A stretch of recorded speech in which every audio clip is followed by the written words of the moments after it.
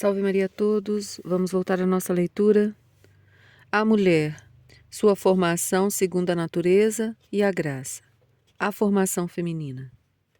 Durante séculos em que as mulheres não conheciam outra profissão que não fosse a de esposa e mãe ou de religiosa, era natural que a formação das moças se orientasse para esses objetivos, que as moças fossem introduzidas no trabalho doméstico e nos exercícios de piedade, na família ou no convento, sob a direção de donas de casa ou de freiras, preparando-as assim para sua futura função.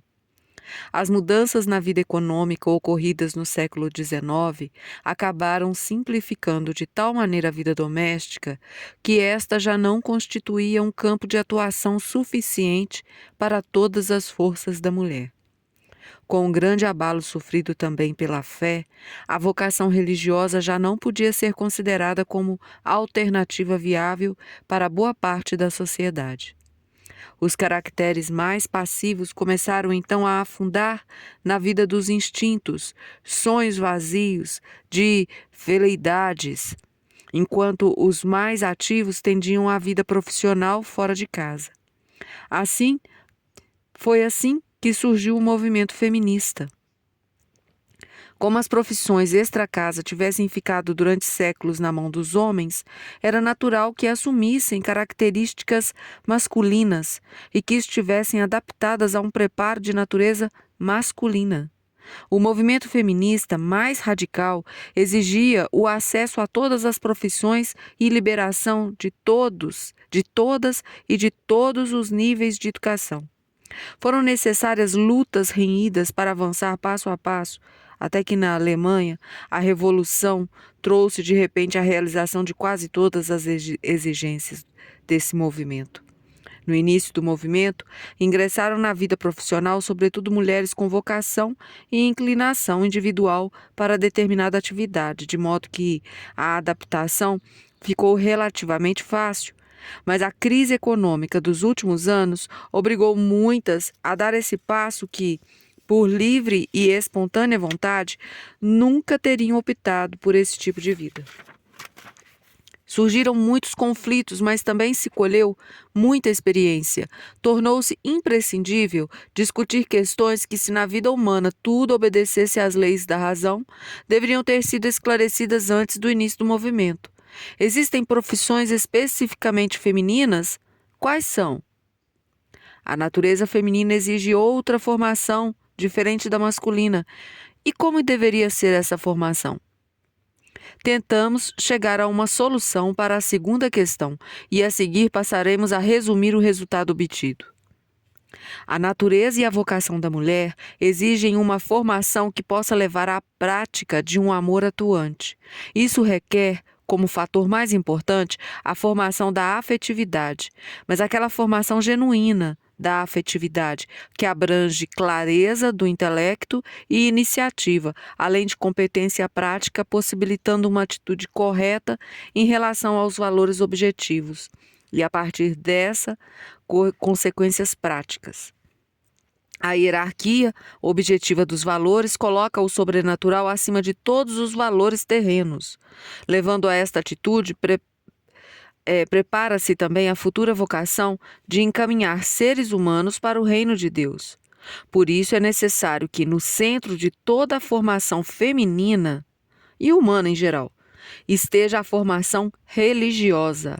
Uma formação religiosa que saiba como transmitir as verdades da fé de uma maneira que emocione e crie entusiasmo para a ação e que, ao mesmo tempo, seja apta a ativar na alma para a vida inteira todos os caminhos da religiosidade prática, vivendo e orando com a Igreja pela liturgia, preparando uma relação nova com Cristo, sobretudo pela introdução ao sentido do Santíssimo Sacramento e a vida verdadeiramente eucarística. Esse tipo de formação requer personalidades que estejam elas mesmas inteiramente compenetradas do espírito de fé e cuja vida seja moldada por esta vivência.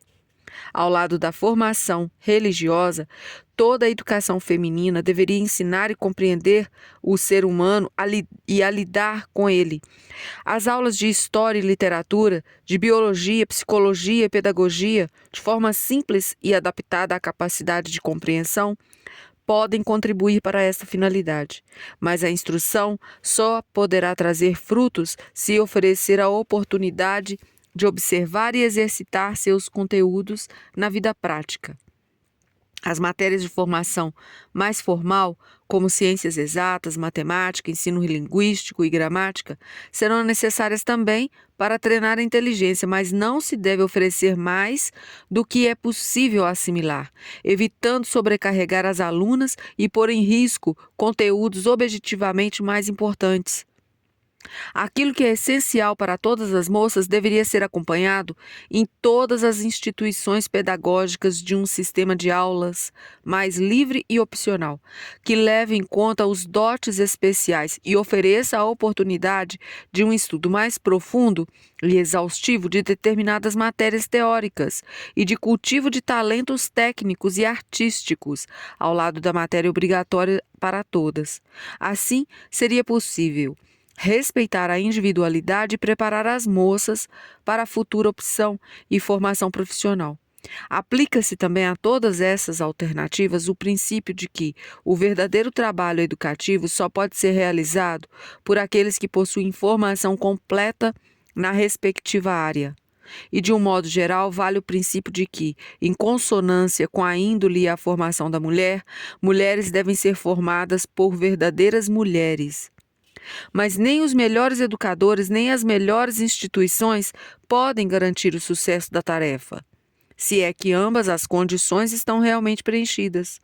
Só podem fazer tudo o que humanamente é possível. Convém não esquecer que o trabalho humano de formação é apenas um dos fatores que intervém no processo de formação. É necessário contar também com a natureza existente e com outras influências. Não é nem possível identificar completamente esses fatores sem enfrentá-los com absoluta segurança depois de identificados. Além disso, o trabalho de formação costuma ser encerrado antes que o processo de formação esteja concluído. Já pode ser considerado um grande sucesso quando o educando está disposto a prosseguir por conta própria na direção preposta. Mas, mesmo assim, nunca se pode ter certeza de que essa direção seja mantida quando as circunstâncias da vida levam ao despertar de impulsos naturais contrários. Se a incerteza de todo o trabalho formativo natural ensina o educador a encarar sua atividade com humildade, não há motivo, por outro lado, para ele se tornar totalmente cético, a ponto de duvidar do sentido de seus esforços.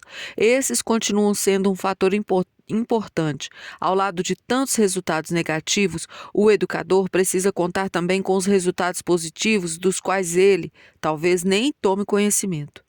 Sobretudo, convém não esquecer que o primeiro e essencial formador humano não é o homem, e sim Deus. É Ele que dá tanto à natureza quanto às condições de vida em que esta deve desenvolver-se. Ele tem também a força de transformá-la a partir de seu interior, podendo agir perfeitamente em qualquer circunstância em que a força humana fracassa. Quando a formação religiosa chegou a tal ponto que já não se opõe resistência à formação divina, não precisamos mais preocupar-nos com o restante.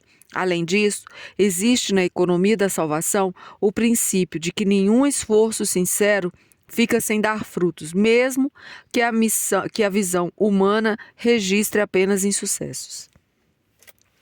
A atuação da mulher. A questão: qual é a formação a que aspira a alma da mulher? Está ligada a esta outra. A que atividade a mulher é chamada segundo sua natureza? Não nos cabe aqui reunir dados estatísticos sobre profissões em que a mulher atua hoje em dia. São praticamente todas. Trata-se antes de descobrir quais são as profissões verdadeiramente femininas. mesmo que o número daquelas que optam por uma determinada profissão sirva para determinar, até certo ponto, a inclinação e o talento para certas atividades. Não basta para informar sobre o sucesso em uma ou outra área, e menos ainda sobre a sensação de que a alma da mulher experimenta nessas atividades e também sobre a influência que a sua atuação exerce sobre as atividades. Precisamos ater-nos, em primeiro lugar, àquilo que a natureza e a vocação da mulher nos ensinam sobre as exigências que se deve fazer a uma atuação genuinamente feminina. Depois, devemos consultar também a experiência dos exemplos concretos de que dispomos. Finalmente, esclarecemos qual é a maneira em que a índole feminina pode agir de modo adequado no casamento, na vida religiosa e nas profissões em geral. A mulher, que segundo o relato de Gênesis foi colocada ao lado do homem para que este não estivesse sozinho, mas tivesse uma ajudante à sua altura, cumprirá sua vocação de esposa, assumindo como sua a causa dele. A causa dele costuma ser, em primeiro lugar, a profissão. A participação da esposa na profissão do marido pode dar-se de muitas maneiras. Sua primeira tarefa constituirá em cuidar de tal forma do lar e da vida doméstica que não atrapalhem o exercício profissional, e sim que lhe sejam proveitosos. Se a profissão for exercida na própria casa, cabe-lhe evitar possíveis transtornos. Se for exercida fora de casa, o lar deve ser a garantia de descanso e lazer. A participação pode ter a forma de ajuda direta, como acontece em muitos casamentos modernos, em que o casal tem formação profissional igual ou semelhante, ou, pelo menos, os mesmos interesses, o que, até antigamente, já era bastante comum.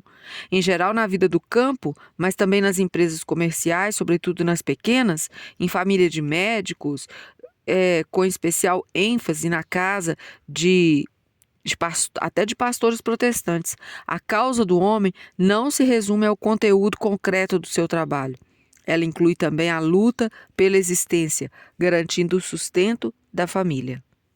E continuaremos amanhã sobre este assunto, discorrendo sobre esse contexto de formação da mulher como ajuda ao marido. A todos, salve Maria.